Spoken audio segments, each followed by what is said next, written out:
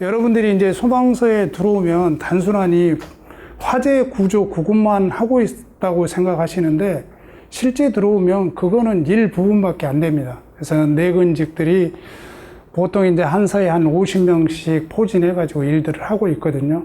거기에서 이제 소방 행정이 시작된다고 생각하면 될 것 같고, 그 속에서 화재와 구조와 구급 이렇게 업무를 대별해서 하고 있고요.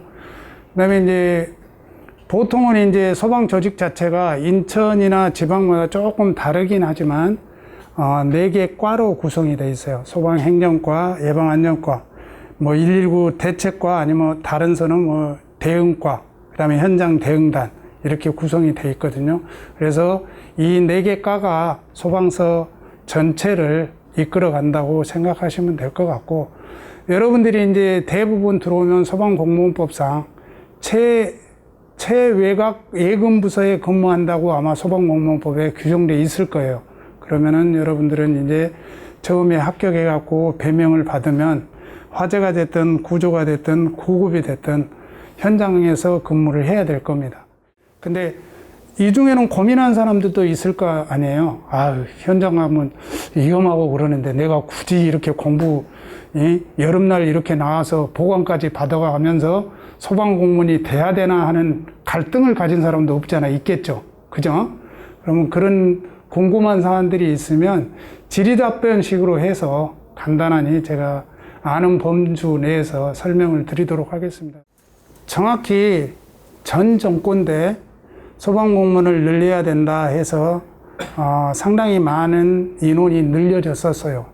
근데 이제 지금 요번 정권에 들어서는 작은 정부를 지향한다 해서 공무원 수 자체를 좀 제한하고 있는데 현실적으로 지금 시행되고 있지는 않아요. 소문만 그렇게 무성할 뿐이지. 근데 이제 아직까지도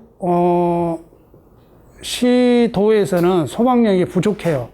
부족하기 때문에 전에 최근 들어 한 2, 3년 전까지 그 신규 임용자를 뽑는 인원에 비해서는 조금 줄어들기는 하겠지만 전혀 안 뽑는지는 않을 거예요. 왜 그러냐면 시도마다 굉장히 그 소방력 자체가 차등이 많거든요. 그러니까 인천 같은 경우는 3교대를 실시를 하면서 이제 서가 증설될 때 인원과 그 다음에 자연소모본, 정년 퇴임하신 분들 이렇게 인원들, 그래서 사실은 인천 같은 경우는 거의 소방력이 다 배치됐다고 보면 돼요. 근데 이제 지방의 시도 같은 경우는 재정 자립도라든가 여러 가지 상황을 봐고 총액 인건비라든가 이런 게 연계돼서 조금 미진한 데는 있어요. 그러니까 지방마다 뽑는 인원이 다 다르죠. 다 다르지. 그러기 때문에 그런 거예요. 그래서 아마 이 질문은 제가 뭐 뚜렷하니 답변을 드린다기보다 계속적으로 뽑긴 뽑되 간단하게 설명하면 조금 줄어들지 않겠냐. 그렇게 답변 드리면 되겠죠. 어쨌든 이제 들어오시면 봉급 문제도 조금 여러분들 궁금하죠? 네, 제 아들이 소방공무원이 됐어요. 지금 센터에 근무를 하고 있는데 처음 보니까 저는 이제 한 30년 됐으니까 소방사 월급을 잘 모르겠더라고요. 그래서 아들한테 한번 물어봤더니 얼마나 받냐 그랬더니 뭐라더라? 연봉 한 3천 정도 된대요. 연봉. 이게 왜 3천 정도 되냐 하면은 시간의 수당이 많아요. 우리는 3교대 하면서 보통 소방사로 들어오면 시간의 수당이 한 100만 원 가량 제가 알기로 그 정도 되거든요. 그러면 이제 우리 지금 구급 공무원들이 최저시급도 안 된다며요. 정확히는 모르겠는데 따지고 보면 최저시급 조금 넘는다고 그러더라고요. 그러면 요즘에 그 편의점 알바를 해도 최저시급 받으면 월급 그 정도 되잖아요. 그래서 공무원이 사실은 별로 인기가 없다 이렇게 말씀을 들었는데 실제 이제 지금 사회적 추세가 그렇지 들어오시면은 좋은 부분이 많아요. 연금도 그렇고, 근데 연금도 뭐 개혁이 돼서 좀 그러긴 하긴 하지만 들어오면은 또 성취감도 있고 또 나름 보람도 있고 또 경제적 안정도 취할 수가 있잖아요. 그렇기 때문에 봉급 부분은 한 군대 제대하고 하는 사람들 지금은 한 3,500 정도 이렇게 생각을 한 것 같아요. 제가 정확히는 모르겠는데 그 정도. 그러니까 그런 부분들은 염두에 두시고 하시면 될 것 같고, 그다음에 들어오셔서 위험하다 이렇게 생각이 많이 드시는데, 위험하기 때문에 사실은 기본 교육을 6개월에서 1년을 가르치고 있습니다. 현장 저 학교에서, 소방학교에서 한 1년 6개월 과정인가 1년 과정인가 요즘에 모르겠는데 한 6개월 과정일 거예요. 그 과정을 거치고 나면 진정한 소방 공무원이 됩니다. 그래서 현장 나가면 어떻게 행동을 해야 되는지, 어떻게 진압을 해야 되는지, 그런 기본적인 과정을 배우고 나면 별로 어려움은 없습니다. 사실은 뭐 현장 나가면 기본적인 뭐 작전이라든가 이런 게 있기 때문에, 그리고 자기 안전은 자기가 또 책임을 져야 돼요. 이제 성인이 됐으니까. 그런 부분들이 있어서 위험하다 생각하는 부분들은 그렇게 높지는 않은 것 같아요. 그래서 이제 가끔 순직사고가 발생을 하고 있는데, 매스컴에 대서 투표를 하고 있어서 그렇지, 사실은 어느 조직이나 그 정도 인원이 이렇게 사고가 안 나는 건 아니거든요. 근데 단지 국민적인 신망을 받고 있고 국민적인 어떤 신뢰를 받고 있는 조직 자체가 사망자가 발생을 하면 정치권이라든가 이런 부분에 얘기를 하다 보니까 이게 굉장히 위험한 조직이다 이렇게 생각이 드는데, 현장 나가보면 실제 그렇지는 않습니다. 그리고 저도 이제 현장 대응단장 하면서 현장 지휘를 하지만 그 지휘관의 재량에 따라 또 그것에 따라 좀 많이 다르긴 한데, 지휘관들이 대원 안전 최우선으로 화재 진압 작전을 전개를 하고 있어요. 그러니까 그렇게 위험하지 않으니까 그것에 대해서는 크게 염려 안 하셔도 될 것 같고, 제가 이제 면접관으로 한 2번 들어가 봤거든요. 그래서 이제 집단 면접이 있고 개별 면접이 있잖아요. 근데 쉽게 생각하면 시험 성적이 좋으면 면접은 큰 영향이 없다고 생각하시면 될 거예요. 근데 이제 시험 가서 보면은 약간 뭐 조울증이 있다든가 막 그 면접을 해보면 막 그런 사람들이 있잖아요. 막 특출나게 막 뛰어나가지고 막 손 들면서 막 단체 면접 5명 들어오는데 자기만 잘난 것처럼 이렇게 돼버리면, 그런 사람이 과연 소방 공무원이 들어와서 화재 진압을 하는데 단체 심에 의거해서 작전을 전개를 해야 되잖아요. 근데 자기만 잘 나가고 화재 진압이 되나요? 안 되겠죠. 그런 분들은 아무래도 면접 점수가 낮아지겠죠. 그러면 그 커트라인이 있잖아요. 커트라인. 예를 들어서 면접 점수하고 시험 성적하고 거의 커트라인에 있었을 때 거기에 그 뭐 엄청난 인원들이 몰려 있거든요. 보면 제가 이제 채점을 해보면 이제 커트라인이 한 87점이다. 근데 이제 체력 검사 면접에서 당락이 결정되는 사안들 있잖아요. 그러면 그 0점 몇 점 차이로 당락이 결정되는 사례가 많이 있습니다. 그러면은 준비는 잘 해야 되겠죠. 근데 시험을 진짜 탁월하게 잘 본 사람들은 그냥 평이하니 면접 준비를 해도 그렇게 당락의 결정은 없는 것 같아요. 근데 본인이 시험이 갈랑갈랑 해가지고 그 커트라인 밑에 있는 상황에서 면접까지 못 봐버리면 떨어질 확률이 많죠. 이게 그런 것들을 충분히 염두해가지고 준비를 하시면 될 것 같고,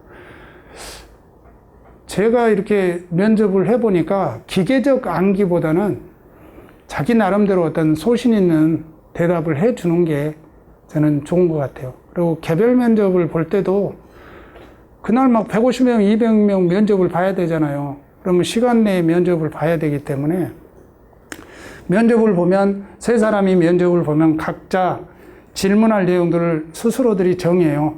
나는 뭐 질문하고, 여기 면접관은 뭐 질문하고, 뭐 질문해서 취합해서 하는데, 보통 면접 점수에 상의는 하지는 않아요.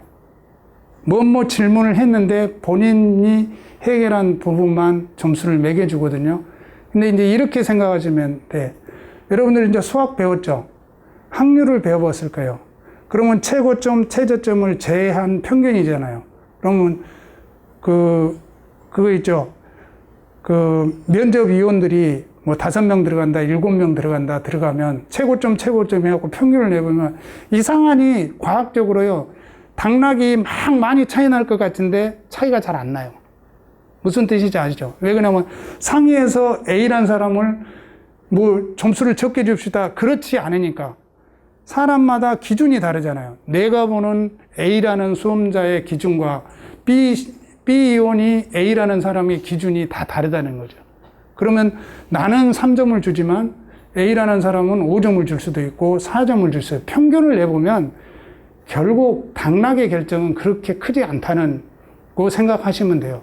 근데 대부분이 나 면접 못 봐서 떨어질 거야.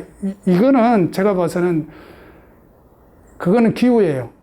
결국에는 떨어진 거는 내가 시험을 좀 많이 못 봤구나 이렇게 생각하시면 돼요. 무슨 뜻인지 알죠?